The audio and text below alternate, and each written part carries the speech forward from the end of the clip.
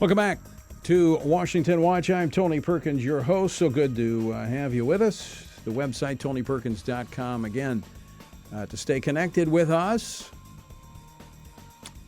uninterrupted, text the word STAND to 67742. Text the word STAND to 67742. All right, monopolies are abounding again. You know, we've seen this same scenario before, but unfortunately, you know, we're not really teaching history anymore. And I think people have forgotten, and I think I made reference to this. You know, we get into a crisis situation and we get what is called tunnel vision.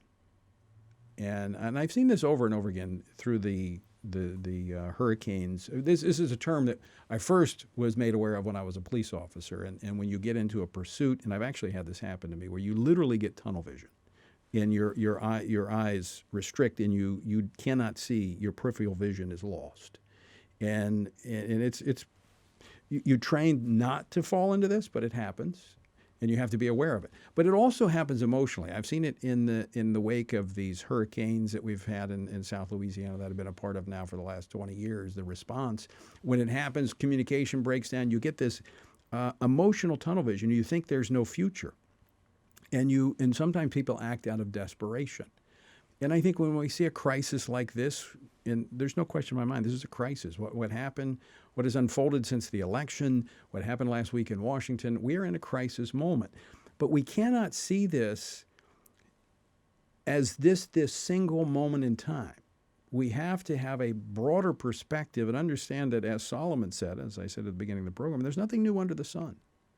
And what we're facing right now, different names, different industries, but very similar to the late 1800s with the robber barons, who were, you know, like Standard Oil, 90% of the oil market until, I think, 1911, when the monopoly was broken up, and I think 34 different companies were created out of that. And voila, we had competition. That was driven by a push from the public because of what was happening.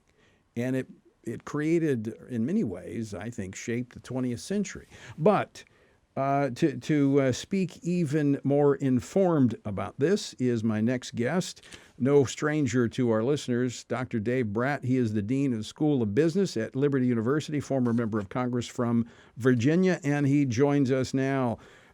Dave, welcome to the program. Hey, thank you, Tony. Honored to be on. Thank you. So are there similarities between what we're seeing today with the big tech giants and the robber barons of the late 1800s? Yeah, I mean, eventually the other conservatives that said power corrupts and absolute power corrupts absolutely, and that's kind of Solomonic wisdom as well. And so back in the day, the monopolies ended up harming people, and as soon as people feel the harm, then things change. And so the good news is you can't think of many monopoly products, from 20 or 30 years ago that are still around, right? Records, cassettes, 8-tracks, or whatever, technology, the old computers.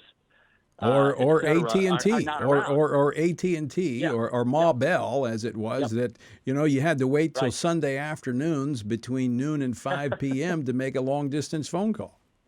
Right. And so, in purely economic terms, I trust the markets and all that. The new anomaly is when you get the economics coordinating with the state. And, the big news flash yesterday was when you get Angela Merkel in Germany warning Twitter, hey, the warnings are okay, but deplatforming, that's serious. And so when you have Germany, right, they're Right. familiar with National Socialism, Right. and the firms voluntarily submitted before the federal government, and then they were rewarded handsomely for their efforts.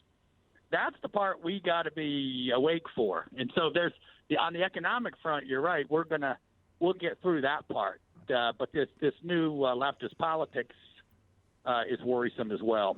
But even that, I mean, the governments of the late 1800s, early 1900s, for a while tolerated the robber barons because they bought them off. they allowed it. But ultimately, I mean, that's the beauty of our system. As manipulated at times as it is, corrupted as it is at times, the founders had a genius about the design that allows itself to be righted. Yeah. There's still hope, even on the political side. Yesterday, I saw Manchin, Virginia, who identifies as a Christian conservative Democrat, and he said a few weeks ago, and he re-upped and re-anted again yesterday, and said, "I'm not for packing the courts. I'll be a no vote on that. I'm not for new statehood. And I'm not for ending the filibuster." He said the Senate was set up by the founders that you just mentioned to be a body which is bipartisan. And he wants to work to get to 60 or 65, he said, so not 51. And so, there are heroic figures that do stand up on principle. And, not shockingly, he turns out to be a Christian. He's principled on the Democrat side. And so that's great. He's a good guy. I mean, he's Yep. He's obviously the Democratic Party has principles today that I just cannot stomach. Yeah. But he's one of I guess a dying breed of Democrats that has a set of principles that he doesn't violate. Yep.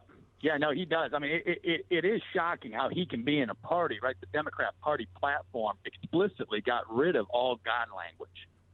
And so it's tough for him. You can tell he's got tension in his mind and soul. And so we'll see how he navigates this. A lot of your former colleagues talking about of course, they're in the minority, so they really can't do this right now. They can talk about it. But looking at the antitrust laws and using those to go after the big tech companies. I mean, as I mentioned at the top of the program, you had Standard Oil. They had 90% of the U.S. oil market, and it was in 1911. The government broke up Standard Oil into 34 different pieces. Today, when you look at Google, they control 92% of the global search engine market. Yeah, no, that's right. And the Dems, Bernie and the Bernie brothers and sisters out there in the populist movement on the left are going to have some heartburn when they find out that our big six tech firms are worth more, that the market capitalization of our tech firms in the U.S., just six of them, are bigger than all of the European stock markets combined, for all stocks, not just tech. And so there is a giant concentration of power and wealth on the left. And so, again, in the long run, the good news is usually these monopolies die out by the second, third generation. The sons and the sons and the sons and the daughters now not disciplined a few generations later. And so we know it wears off, but right now everyone is, rightly concerned about the present moment because they're seeing things they cannot believe could ever happen in America. Yeah. Is there a potential coalition, Dave, between those Bernie Sanders, those on the left, and those on the right for different motivations, though, but to go after big tech? Oh, yeah. I mean, that issue is bipartisan. And Senator, I'm blanking on his name, he's one of the leaders in the Senate, the Democrats, said he put together a bill on the big tech several months ago. They have bipartisan movement against the big tech monopolies, accumulation of wealth. And so, there's on the left, there's a guy named Kotkin, a socialist theorist, who has proposed in public an alliance between the Trump populists and the Bernie populists. And I think that is going to be the realignment. It's not going to be Republicans versus Democrats. It's going to be globalists versus the populists. And the folks who look out for the middle class, and instead of sticking elites on your boards as proxies, for being politically correct and filling out the identity buckets and all that kind of thing. Yeah. The old liberals and the populists want to see, hey, do you care for the poorest of the poor? Are you helping kids with K-12 education to become successful in business? And the populists on both sides of the aisle want to see something like that, an America that takes care of the middle class. Right. Well, and I actually thought about that when I was, Amazon. I haven't been in the news as much lately in terms of the conditions of their workers. But there was a year or so ago, there was story after story about the harsh conditions of their workers, and it reminded me of Upton Sinclair's book, The Jungle, and what they were facing in these meatpacking facilities in Chicago and other places. And that was very much, that was written in 1905, I believe. That was very much a part of what they called back then the progressive movement, different definition of progressive, but it brought in a wave of these reforms. And I couldn't help but think of, Amazon, big, giant robber baron of the 21st century, having the same poor working conditions for their employees. Yeah. Yeah. Well, and it also reminds me of some economists. I mean, there's a whole economic literature on all of that, right? And so all of economic theory, to have working markets, you have to have 100 or 1,000 firms competing against each other. Well, that's certainly not true in the Amazon case or in the tech case. They're virtual monopolies.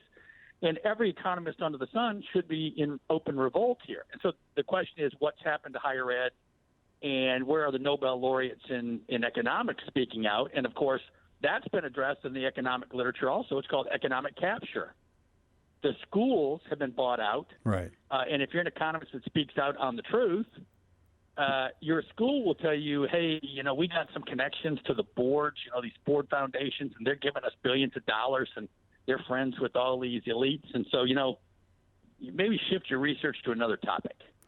So it's more of called, economic regulatory capture. That's widely known. And it just as the silencing. It's the silencing of all opposition. Yeah. And in a Christian perspective, you have a calling, and our calling is to serve God, et cetera. And then you just wonder how in the world your calling is to be an economist, and you're a leftist, and the conservatives are not speaking out either. There's no economists at Harvard or Yale or MIT or et cetera speaking out. This is, chapter one in economics, to have a working market. You cannot have these market failures and monopolies and concentration of power and market capture.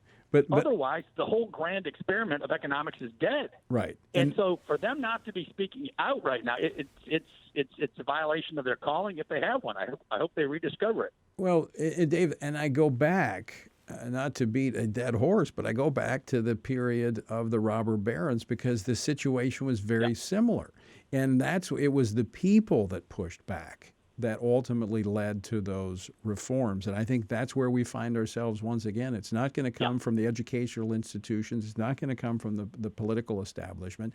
It's going to come from the people that say enough is enough. Now, here's I think the challenge we face today is that in many ways they've been bought off with cheap Chinese products and the ease that Amazon provides. And so it's almost as if they've been bribed to just be quiet.